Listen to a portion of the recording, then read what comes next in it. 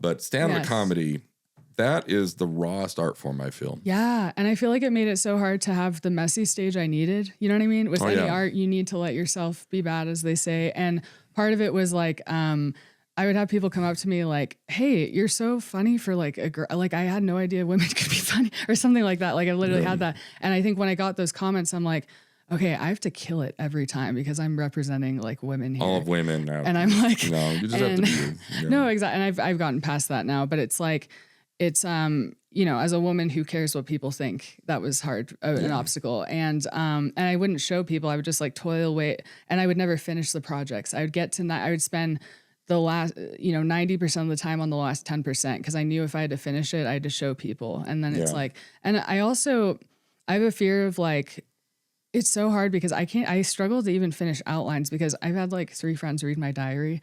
That's the whole thing.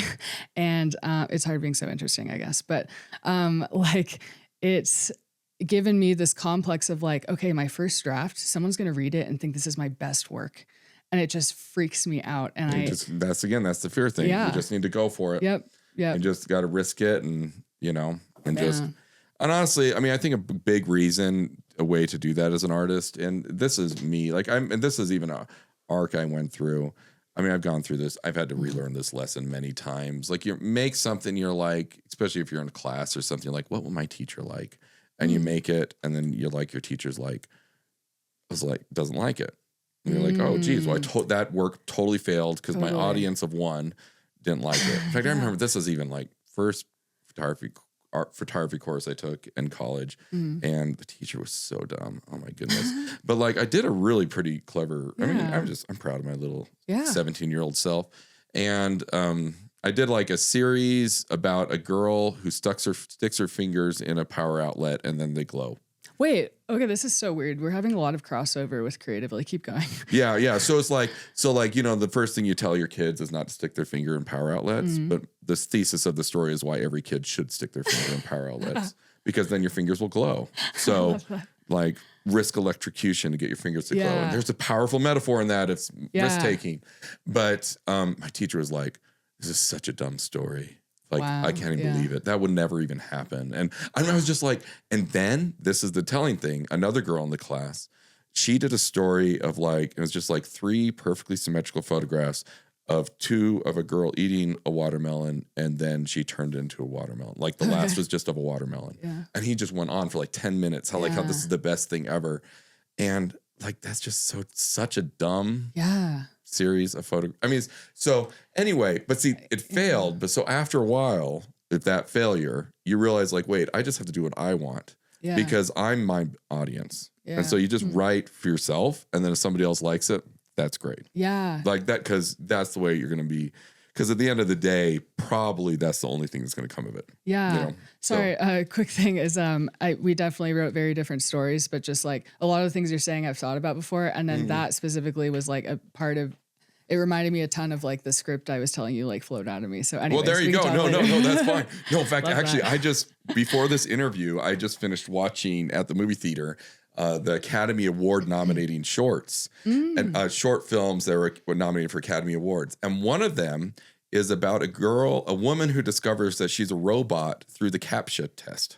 Oh, funny. And so she CAPTCHA, those are like, highlight all the crosswalks. They do it so you can't like run a scam with a robot on a website. And so she's doing it, she keeps failing. And so she calls customer support and she's like, I can't log into my computer because I keep failing these CAPTCHA tests that say that I'm not a human. And they're like, oh, well, maybe a robot. Anyway, she turns out to be a robot. Interesting. But the funny thing about that, I mean, it just shows like how stuff's out there. Like, I had a bit where that was my joke. I was like, my bit was, I always fail CAPTCHA tests. Those sidewalks seem to hide. I think I am a robot. And there's just like a very short joke, but I was like, I mean, someone took that and really ran with it and they made a great movie. And so, ideas are out there. Yeah. And and it's not, I think that's a part of it too, is just learning like, oh, if someone doesn't like it, maybe they're just not your audience. Maybe it's amazing. Like, it's like, you could be the juiciest peach in the world and somebody just doesn't like peaches, or my style. Sometimes, it's very collagey, my writing. And sometimes people look at it and say like, this is very convoluted. And, sometimes there's validity to that criticism, but then also some people see it and see like a gorgeous collage and they like get it. And yeah, well, finding where it connects. I mean, I think, yeah, also realizing where your work fits, you know, and again, I think it's easy to I've been embracing chaos. So. Yeah, I'm running chaos. Yeah. And so, you know, and I do think that's a problem of living in a small market, which I'm sure many listeners will be, is that like, I mean, I even realized that like I could either like do art for the art market where there's like 3 or 4 venues and they have a very particular taste, or I could think of like the whole world. Yeah. And like the whole world is just as valid. And like, so why, but if you're just like showing your mom or you're not in a very artistically sophisticated culture where they even haven't seen a lot of different ways of doing things, they'll just kind of be like, oh, but that's not like that watermelon story I was telling you.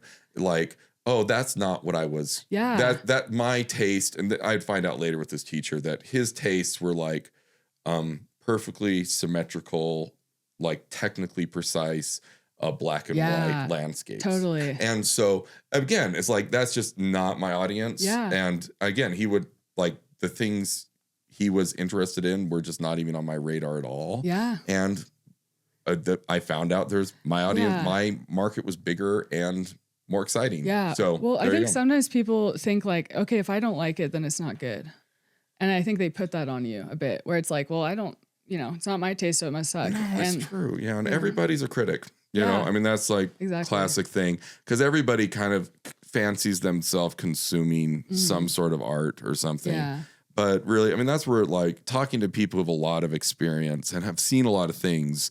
And that's where like editors and curators who really experienced curators at major museums, they just have a perspective that very few people have. Yeah. And they can tell you, you know, I mean, their feedback matters more than, you know, just a lot of people. Yeah. And I'm trying to like write in a sense where I'm writing if every critic in the world hated it, if I'm reaching in the bedroom of, this sounds so creepy, if my art is like, you know, just someone laying in bed listening to it like depressed and it resonates with like one person, that's what I want to write, you know? Yeah.